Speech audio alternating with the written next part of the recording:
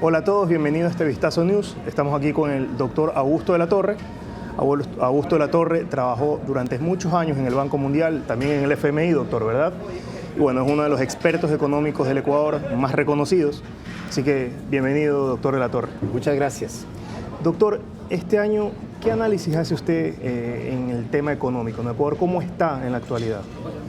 Bueno, yo diría Ecuador ha tenido cambios en su estructura económica y política más pronunciados que en el resto de la región. Junto con el resto de la región, Ecuador está enfrentando cambios muy importantes a nivel, digamos, de platos tectónicos en los arreglos internacionales. La nueva política arancelaria de Estados Unidos, la recomposición de los bloques de comercio, los temas de migración, etcétera, han cambiado mucho el entorno internacional y al Ecuador le toca vivir con eso. Pero al interior creo que hemos tenido importantes giros en la política, incluyendo la reciente decisión popular sobre el referéndum y la consulta, que le obliga al gobierno a recalcular los parámetros, por así decirlo, y a generar un esfuerzo nuevo de coalición y de liderazgo. Y por otro lado, creo que seguimos haciendo progreso, pero muy lento, en el control de las finanzas públicas, gracias a que hemos tenido un acuerdo con el Fondo Monetario Internacional muy grande, muy importante, dentro del cual hemos logrado ir reduciendo el problema fiscal crónico que tenemos, pero estamos muy lejos de haberlo resuelto y enfrentamos, yo creo que problemas muy serios como conversábamos en la presentación anterior, especialmente en el tema del empleo.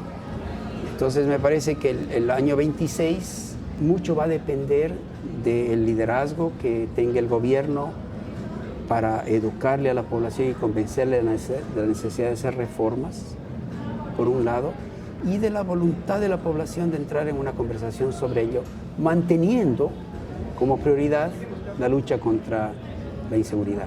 Doctor, mencionaba lentitud en ese cambio. ¿Y por qué cree que se está dando de manera lenta en Ecuador? Mira, es difícil dar un diagnóstico correcto. Uno podría decir, somos una sociedad muy polarizada. El espacio común de conversación se ha reducido. La conversación en el Ecuador muchas veces consiste no en debatir una idea, sino en acusarle al contrincante. La polarización entre el correísmo y el anticorreísmo es enorme y dificulta la conversación. Pero creo que hay un elemento adicional, y es que quizás los ecuatorianos, como argumenta Alberto Dajique en su libro reciente, nos hemos anestesiado pensando que la estabilidad que nos ha traído la dolarización es suficiente y que una vez que vivimos de este mundo más estable como resultado de la dolarización, ya no es necesario hacer más esfuerzos de reformas estructurales en temas tan complicados como por ejemplo la seguridad social, el mercado laboral, el sector minero, etc. Usted en las proyecciones que hacía se veía cómo el gasto, por ejemplo, uno de los detalles, ¿no?, en el tema del gasto, y por eso el déficit de Ecuador también, déficit presupuestario, que el gasto en otros países creció lentamente y en Ecuador hubo una explosión en el tema del gasto, ¿no? ¿Cómo hoy podemos vivir con ese, o mejor dicho, cómo podemos ese gasto poder empezar a reducirlo? ¿No? Usted planteaba unos temas, ¿no?, como el empleo, por ejemplo, ¿no?, una reforma laboral. ¿Qué otras cosas? No, mira, el tema el tema fiscal, bueno, tiene una trayectoria muy larga en el Ecuador, porque en el Ecuador hemos vivido de crisis fiscal en crisis fiscal, asociados a booms de precios de materias primas, bastante regular, digamos. Somos un país recurrente de crisis. Pero la reciente, los problemas que tenemos ahora, tienen el origen más cercano en una expansión enorme del gasto del sector público, en el cual Ecuador fue un caso extremo. El gasto del sector público como porcentaje de la economía se duplicó en el Ecuador y llegó a ser más de 40% del PIB. Entonces, eso generó un desequilibrio entre el tamaño del gasto y lo que la población espera del gasto del sector público y los ingresos permanentes. Yo creo que ese desequilibrio ahora está en alrededor de 6.000 millones de dólares por año. Entonces la pregunta que tenemos que hacer los ecuatorianos es cómo o aumentamos impuestos para recaudar 6.000 millones de dólares más por año, o buscamos un camino para una reforma del Estado que nos permita achicar el Estado y sus ineficiencias a un nivel que podamos financiar. Esa es una conversación sobre la que no tenemos consenso. Por un lado, queremos que el Estado le salve y le rescate al sistema de seguridad social, y cada vez ese rescate es más costoso. Por otro lado, la Constitución pide que cada año elevemos el gasto en salud y en educación. Por otro lado, tenemos unos sistemas de asignación de ingresos automática a los gobiernos locales que no necesariamente gastan bien el dinero.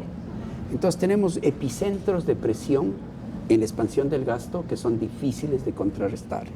Y en el lado de los impuestos hemos tenido una inestabilidad impositiva enorme, porque como el Estado está desesperado por recursos, cada año se inventa un impuesto, dice que va a ser temporal y termina recurrentemente. ¿No? Pero hemos hecho algunas reformas importantes en el lado de los ingresos. Creo que las dos más importantes, que son de sacarse el sombrero. La una es que, nos duela o no nos duela, tenemos ahora una tasa del IVA más alta que nos permite reducir el desequilibrio. Y también, nos duela o no nos duela, hemos logrado salirnos del subsidio a las gasolinas y al diésel, que era costosísimo. Entonces hemos dado pasos que son importantes, tan importantes que el Fondo Monetario continúa apoyando el esfuerzo ecuatoriano porque se da cuenta que estas son las cosas difíciles. Pero nos queda todavía el gran problema de la seguridad social por resolver, el problema del gasto en los GATS, y en el lado económico nos teman enormes temas. La decisión sobre la minería legal, nos queda el gran tema del sector eléctrico y nos queda el tema muy difícil de la reforma laboral. Sí, se acumulan los problemas, nacen nuevos problemas. Ecuador ese déficit lo está tratando de resolver con deuda y con más impuestos. Y generar nuevos ingresos, estamos discutiendo el tema de la minería mucho.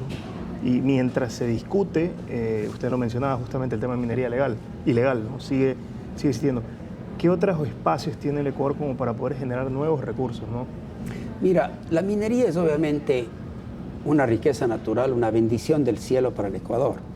Pero eso requiere encontrar un camino para mejorar el bien común sorteando tensiones importantes. La minería requiere que haya una conversación con los anti-extractivistas, los ambientalistas y la minería, y no es imposible.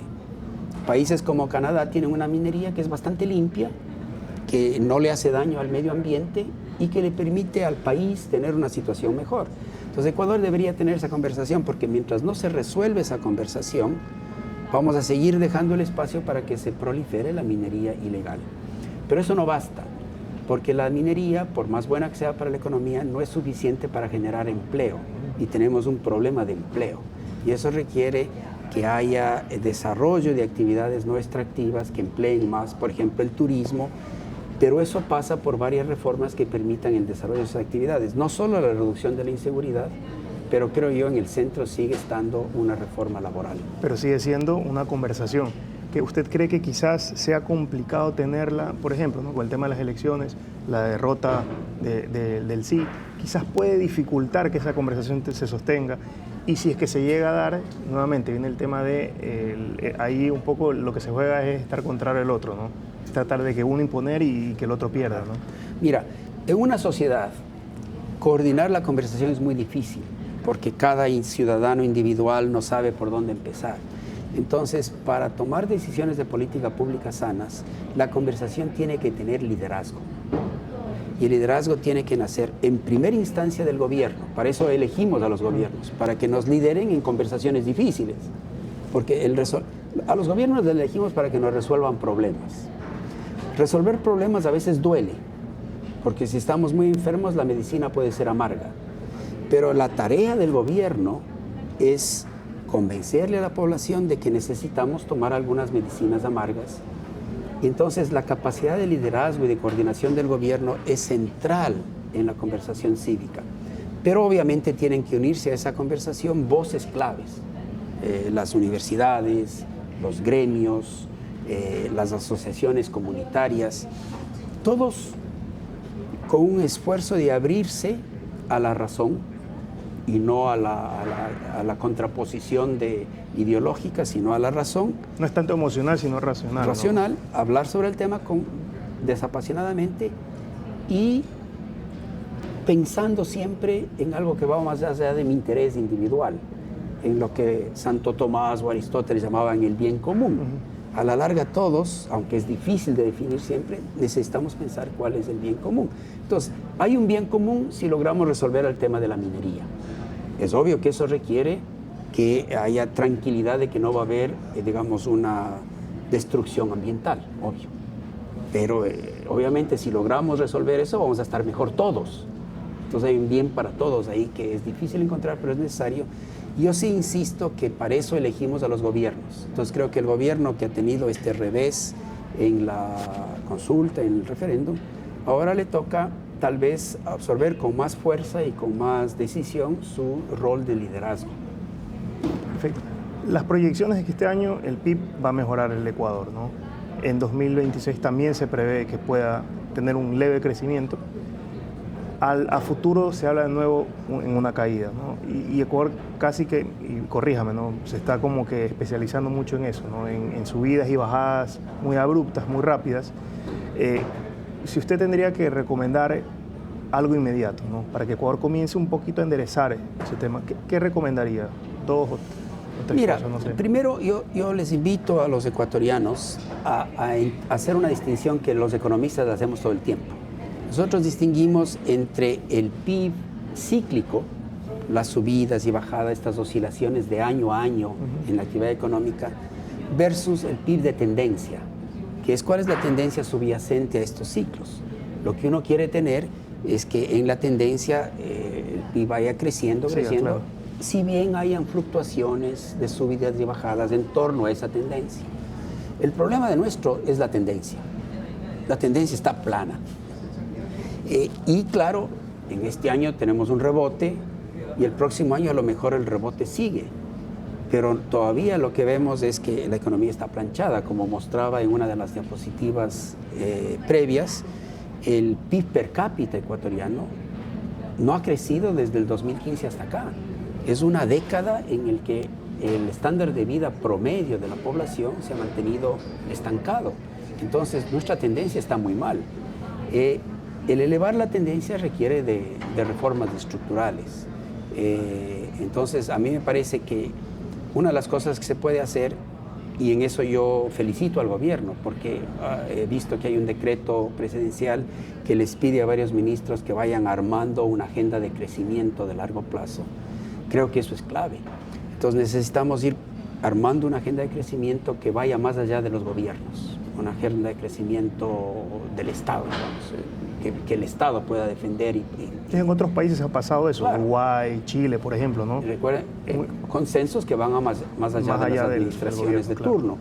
Eso requiere, y creo que a los ecuatorianos hay que recordarles que tenemos que recordarnos a nosotros mismos que el resolver los problemas fiscales son parte de la agenda de crecimiento, porque la resolución de los problemas fiscales es clave para que el país sea menos riesgoso, para que los inversionistas no tengan miedo de que les van a clavar impuestos inesperados y cosas así. Entonces, para que haya más inversión necesitamos que se reduzca el problema fiscal. Entonces, una agenda de crecimiento que tome en cuenta la minería, el sector eléctrico, el turismo, la agricultura, cosas que hay que hacer en cada sector para tener una expansión de la actividad formal, la reforma laboral, la reforma de la seguridad social, son parte de una agenda de crecimiento, y me parece que esta iniciativa del gobierno de ir armando una agenda de crecimiento es importante, y ojalá el gobierno tenga una actitud de fuerte liderazgo en ese esfuerzo. Ese riesgo que en Ecuador es bastante alto, ¿no? Para la inversión extranjera directa. De hecho, somos el país que menos inversión extranjera directa tiene de la costa del Pacífico, por ejemplo. Pero también desmitificar ese tema de que las empresas de afuera vienen, ponen la plata y ya está, y tienen que basarse en nuestras condiciones, ¿no? Un poco el tema también entender es que esas empresas pueden poner su capital en cualquier lugar del mundo, ¿no? El capital es móvil. Es móvil, ¿no? Si yo soy una empresa que produce metales o estructuras metálicas y quiero invertir en algún país, tengo que comparar a Perú, a Colombia con Ecuador. De acuerdo. Entonces, ¿qué es lo que un inversionista extranjero ve cuando decide si invierte en Perú, en Ecuador, en Colombia o en Chile? Lo primero que ve es qué tan riesgoso es el país. Riesgoso institucionalmente, riesgoso por temas de seguridad y narcocrimen, riesgoso porque hay incertidumbre y debilidad fiscal. Eso es lo primero que ve. Entonces, porque el inversionista necesita tener una tasa de retorno suficiente para cubrir esos costos y esos riesgos. Entonces, si los riesgos y los costos son más bajos en Chile, yo me voy a Chile en lugar de quedarme en Ecuador. Eso es lo primero. Otra cosa que ve, curiosamente, el IVA no le importa. A un inversionista extranjero, el IVA no es un costo de producción. Claro. Entonces, el inversionista extranjero lo que ve es cuál es el impuesto a la renta corporativa. Y ahí Ecuador está descolocado. Porque para el inversionista extranjero, el impuesto a la renta corporativa efectivo es el 25% que te cobra el SRI más el 15% de participación. Entonces tenemos un impuesto a la renta corporativa de 36%. Ese es altísimo, porque el mundo está tratando de convergir a un impuesto a la renta corporativa del orden de 20%, 25%. Entonces, si el Ecuador quiere ser competitivo, no solo tiene que reducir los riesgos y costos de hacer negocio en el país, sino también tener un impuesto a la renta corporativa que sea visto desde el punto de vista de la competencia internacional. Y ese, al momento, está muy alto. Doctor, muchísimas gracias por su tiempo y por sus comentarios y sus conceptos. ¿Sí? No, un placer. Gracias por la Gracias a invitación. todos ustedes por este Vistazo News.